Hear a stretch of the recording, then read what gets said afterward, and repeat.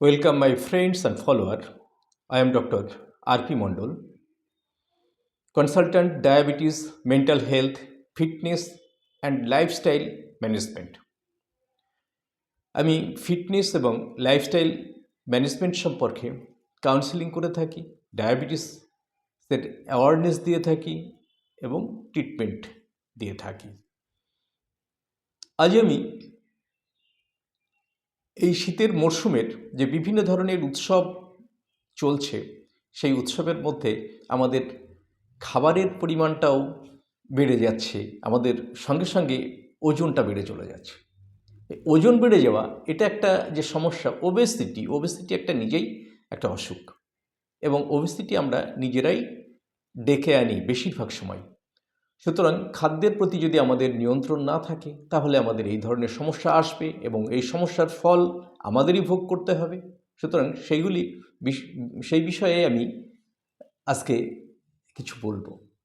যেমন আমরা এখন সোশ্যাল মিডিয়া খুললেই দেখা যাচ্ছে যে বিভিন্ন ধরনের ডায়েট, বিভিন্ন ধরনের অটোফেজি ইত্যাদি এই সমস্ত শব্দগুলি আমরা শুনতে পাচ্ছি বা দেখতে পাচ্ছি। হ্যাঁ, এসবগুলির গুরুত্ব রয়েছে। আমাদের খাবারের মধ্যে এই সিজনাল ফ্রুটস এবং সিজনাল যে সমস্ত খাদ্যগুলি হয়, বিশেষ করে বাঙালিরা ভোজন রসিক, এই ভোজন রসিকদের খাদ্যের মধ্যে কি কি থাকবে কি কি থাকবে না সেগুলি নিয়েও আমাদের জেনে বুঝে খেতে হবে। যেমন কতগুলি টার্ম, যেমন one meal in a day, একদিনে একটা মিল। এইভাবে যদি আমাদের খাদ্যটাকে একটা মিলের মধ্যে সীমাবদ্ধ রাখতে পারি, তাহলে আমাদের অন্যান্য সময় যে ধরনের খাবারগুলি খাচ্ছি, খুব হালকা জাতীয় খাবার খাচ্ছি, তাতে করে আমাদের ওজনটা বাড়বে না। আমাদের ক্যালোরি ইনটেক যতটুকু দরকার সেটুকু হচ্ছে। ওভার ইনটেক হলে সেটা যদি আমরা বার্ন করতে না পারি, তাহলে আমাদের শরীরের সেগুলি জমবে, ফ্যাট রূপে জমবে, এবং তার ফলস্বরূপ আমাদের পেটটা মোটা হয়ে গিয়ে বেলি ফ্যাট বেড়ে যাবে এবং আমাদের ফিটনেসটার ব্যাঘাত সৃষ্টি করবে। যখন আমাদের পেটটা মোটা হয়ে যায়, তখন আমাদের কোনো ড্রেস বা কোনো আমাদের ফিট হয় না, ফিট করে না, দেখতে পেট অফ লাগে। সুতরাং সেই বিষয়টি আমাদের মাথায় রাখতে হবে। সুতরাং আমাদের খাবারের মধ্যে লাঞ্চ এবং ডিনারের আগে পর্যাপ্ত পরিমাণে স্যালাড খেতে হবে। স্যালাড, কাঁচা ফল, কাঁচা জিনিস। এই কাঁচা জিনিস যেমন আমরা কি কি খেতে পারি?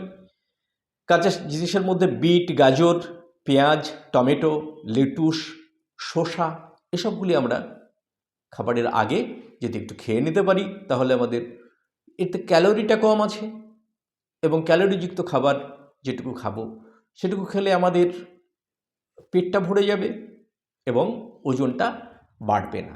এইভাবে আমাদের খাবার সিলেকশন করতে হবে। এবং ক্যালোরির ব্যালেন্স, ক্যালোরি আমাদের যে ধরনের কাজ করে, কেউ যদি সাঁতারু হয় তাহলে তার ক্যালোরিটা অনেক বেশি লাগবে।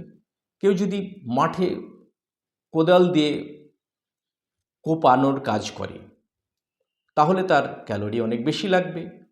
কায়িক শ্রম যারা খুব বেশি করে, তাদের ক্যালোরিটা বেশি লাগবে। যারা টেবিল চেয়ারে বসে কাজ করে, তাদের ক্যালোরিটা কম লাগবে। এইভাবে ক্যালোরিটাকে ব্যালেন্স করে যদি আমরা খাদ্য গ্রহণ করতে পারি, তাহলে আমাদের খুব বেশি সমস্যা হবে না। তাহলে খাবারের মধ্যে আমাদের যে সমস্ত ডায়েটে কি কি রাখবো আমরা, এই ডায়েটে যেমন ফ্যাট, প্রোটিন, ভিটামিন, মিনারেলস, এগুলি ন্যাচারালি আমরা যেটা পেয়ে থাকি শাকসবজি, যেমন আমলকি, লেবু, এগুলি থেকে আমরা কি পেতে পারি? ভিটামিন সি পেতে পারি, ভিটামিন পেতে পারি। এছাড়া আমাদের এই যে বেলি ফ্যাট নিয়ে, বেলি ফ্যাট এটাকে খাদ্যের থেকেই যে অব্যবহৃত যে সমস্ত খাবার, সেগুলি আমাদের চামড়ার নিচে সেগুলো সঞ্চিত হয়। সঞ্চিত হওয়ার ফলে ওজনটাকে যেমন বাড়িয়ে দেয় এবং আমাদের ভুঁড়িটাকেও বাড়িয়ে দেয়। তাই বেলি ফ্যাট এবং ফ্যাটি লিভার আমাদের অন্যান্য রোগ, ফ্যাটি লিভার ডায়াবেটিসের আগে আগে চলে। সুতরাং ফ্যাটি লিভার হলে তার ডায়াবেটিস হওয়ার সম্ভাবনা অনেক বেশি থাকে। এর জন্য আমরা কিভাবে এই খাদ্যগুলিকে আমাদের দৈনন্দিন জীবনের খাবার হিসাবে রাখব? যেমন আমরা নিয়মিত কিছু ব্যায়াম করব, খাবার খাও এবং নিয়মিত কিছু ব্যায়াম, এই ব্যায়ামগুলির মধ্যে যেমন অ্যারোবিক এক্সারসাইজ, মেডিটেশন, যোগা, এইগুলি যদি আমরা করতে পারি তাহলে আমাদের সুখ হরমোন যেমন আমরা সেরোটোনিন, অক্সিটোসিন, এন্ডোরফিন এবং ডোপামিন এই জাতীয় হরমোনগুলি সিক্রেশন হবে এবং এই সিক্রেশন হওয়ার ফলে আমাদের এই সুখ হরমোনগুলি আমাদের শরীর মনকে সুস্থ রাখতে সাহায্য করবে। এবং সবচাইতে দরকার যেটা হচ্ছে পর্যাপ্ত ঘুম। আমরা এত কাজে ব্যস্ত হয়ে পড়ি যার জন্য আমাদের ঘুমাতেই ভুলে যাই। এবং বর্তমানে এই যে মোবাইল, বিভিন্নভাবে আমরা মোবাইল ব্যবহার করে আমাদের ঘুমের সময়টাকে আমরা ঠিকমতো পার করতে পারি না। সুতরাং এই দীর্ঘদিন এইভাবে অনিয়মিত ঘুমের অভ্যাসে পরিণত হলে তখন দেখা যাচ্ছে যে ঘুম আর আসছে না, ঘুমের সমস্যা হবে, ইনসোমনিয়ায় ভুগে তখন বিভিন্ন ধরনের মানসিক সমস্যার সৃষ্টি হতে পারে। সেদিকে আমাদের নজর রাখতে হবে এবং 6 থেকে 8 ঘন্টা ঘুম, সাউন্ড স্লিপ যেন হয় সেদিকে আমাদের নজর রাখতে হবে। এইভাবেই আমরা আমাদের প্রতিদিনের খাবার খাওয়া এবং খাবার খেয়েই রাত্রিতে যে খাবারটা খাচ্ছি, ডিনারটা খাওয়ার পরেই আমরা যেন শুয়ে না পড়ি, খাওয়ার অন্তত 2 ঘন্টা পরে শুই। এইভাবেই আমাদের যদি খাদ্যের অভ্যাসটা করা যায়, পর্যাপ্ত পরিমাণে জল বলতে জল আমাদের শরীর যা চাইবে সেই পরিমাণ খেতে হবে। জল খেতে হয় বলে বেশি করে খাবো তা কখনোই নয়।